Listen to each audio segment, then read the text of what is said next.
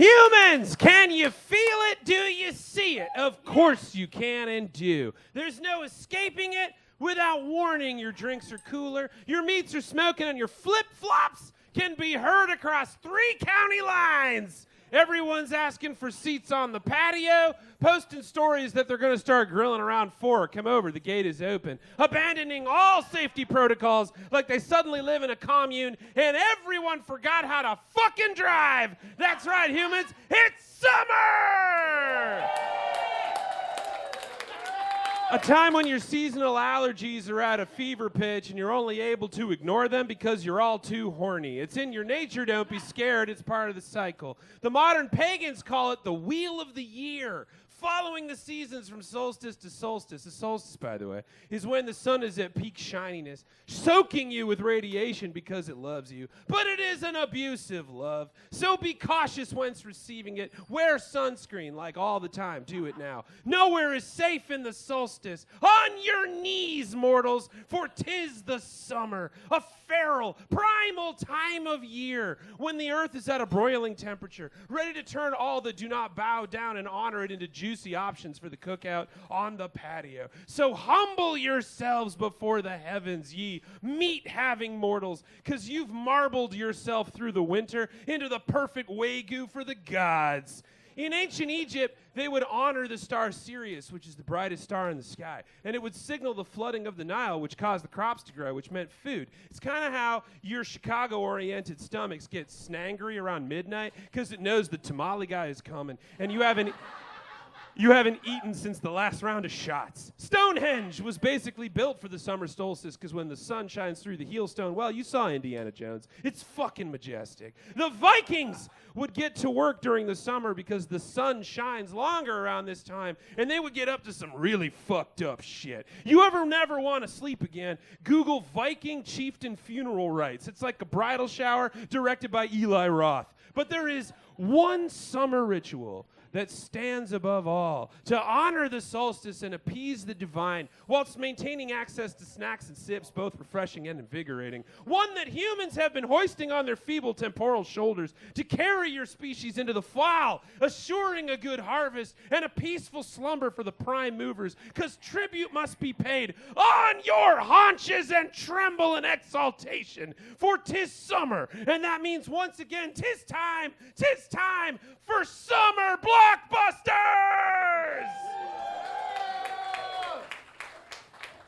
The holy experience of the summer blockbuster, from what I, a bird, have seen, because you always leave the window open, so I haven't missed a Marvel movie yet, though sometimes I wish I had, Quantumania, has been part of the human cycle since 1975. But the name comes from an ad in Variety in 1943 for the Pat O'Brien and Randolph Scott film Bombardier. Back then, the words blockbuster, technically 2 words often united by a hyphen, for 'twas a time of grammatical technicalities and protocol. Oh, ye of a time now when irregardless is in the dictionary. Cowards! Cowards, all of ye! Blockbuster referred to a type of bomb that weighed about 4,000 to 8,000 pounds that could level city blocks, first dropped on Italy by the Allies. Then 1944, the 12,000-pound factory buster. Then August of 1945, and I don't know if you know your history, but 2 city busters were dropped, yada yada. The retired dads got something they could all agree to watch on the History Channel in the future. The film Bombardier was advertised in Variety in May of 1943.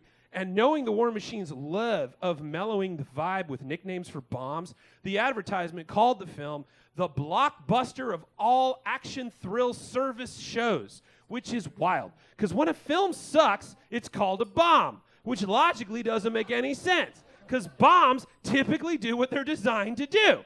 Now, your film bros will tell you that blockbuster comes from something called block booking, back when movie studios would sell a bunch of films to the theater rather than let them decide what movie they want to show. For perspective, that would be like TriStar telling a theater in Indiana back in 1995, yeah, you can show Jumanji, but you also have to show Johnny Mnemonic, Jury Duty, and 3 Ninjas Knuckle Up, or you get nothing. But that practice died in 1948 before humans started calling the hits blockbusters. So suck it, Bradley. Go back to your editing cave and make something good. So popular was the term, because World War II and bombs, that it used to promote movies like Baton and No Time for Love, because they were box office hits that blew up like bombs were supposed to do. But the devout practice of humans marching to the summer blockbuster to watch Will Smith fight aliens, or Will Smith process aliens for immigration entry, or that one time Will Smith fought a giant mechanical Confederate spider for the glory of the Union of the Wild Wild West. As we stroll into the Wild Wild West, wiki wild, didn't really hit the ground and explode until 1975, when a young guy named Steven made a movie about a fish whose only crime was that it was too hungry. Robert Zanuck and David Brown purchased the rights to the book Jaws back in 1973 because Brown's wife was editing for Cosmo, noting that it, quote, might make a good movie. Both Zanuck and Brown later told biographers that they had read the book twice, they would never have made that movie. They settled on a 26-year-old Steven Spielberg for the director after he read the book and got real hyped for it. Up then, full disclosure day here, Steven Spielberg, don't know if you heard of him, had directed a major movie for Zanuck Brown called Sugarland Express about Goldie Hawn and William Atherton. He's from Ghostbusters. He's the guy who Bill Murray has assured us has no dick. Kidnapping a cop so they can get their kid out of foster care. But before that, he did a TV movie called Duel about a dude getting chased by a truck. And so familial did Spielberg feel that Jaws and Duel were kind of brothers that he used the final sound of the truck being destroyed for the sound that the shark makes at the end of Jaws. Spoilers for Jaws and Duel. But if I am spoiling Jaws for you, then you have Watford Waters to navigate and you're going to need a bigger boat.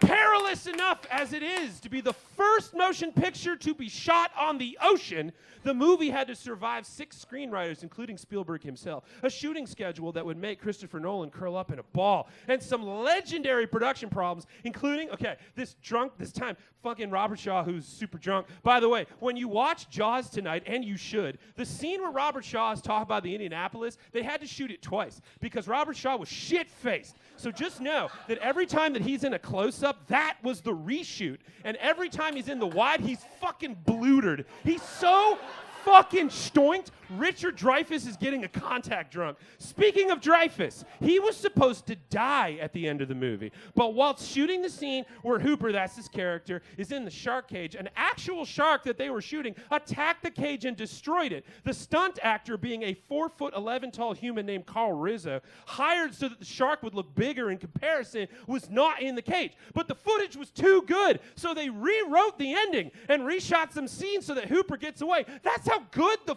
footage was. So grueling was the shoot that Spielberg himself cheesed it for the final day of shooting, fearing that he might be fed to the sharks after the wrap. But behind all of this, the studio was about to unleash something even bigger and more volatile than the production itself.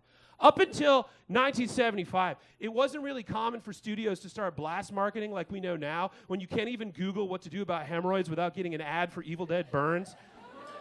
Studios previously seeing success with making a big damn deal out of The Godfather because it was based on a super popular novel at the time. So they had the name recognition. They could sell to people on that. They could put soon-to-be a motion picture on the cover, and it worked. Blockbusting that summer back in 1972. Humans figured, let's do the same for the shark movie because the book that was written by Peter Benchley was a hit. But this time, you're going to drop the movie in the summer when humans are at the beach. So humans heard they make this movie out of that book, Jaws, that they all read while they were at the beach last summer in 1974 to avoid the family, was coming out in summer of 1975, giving them a whole new way to ditch their kids. It was a solid get even back then. But Zanuck Brown Studios and their distributor, Universal Studios, went a step further, spending an unheard of $700,000 on short 30-second spots to blast on TV, gassing it up like no one had done before, hyping it further with that John Williams score on the radio, with advertisements saying stuff like, "See it before you go swimming."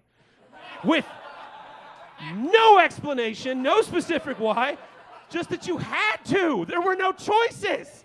Now at a full-on froth, the public had to know, had to see. You couldn't escape it. The only sensible thing to do would be to line up outside the theater on the sidewalk, busting the fucking block so you didn't miss it, or so help you there'd be no peace. Lighting up the theater like the Wicker Man. Humans marshaled to bear witness. And on June 20th, 1975, 51 years ago today, jaws opened on over 400 screens simultaneously to chaos in the streets and even more in the theater because the movie just so happened to fucking rip. Terrifying, whole familial lines. And to this day, if you yell shark in a landlocked public swimming pool in Des Moines, Iowa, people look.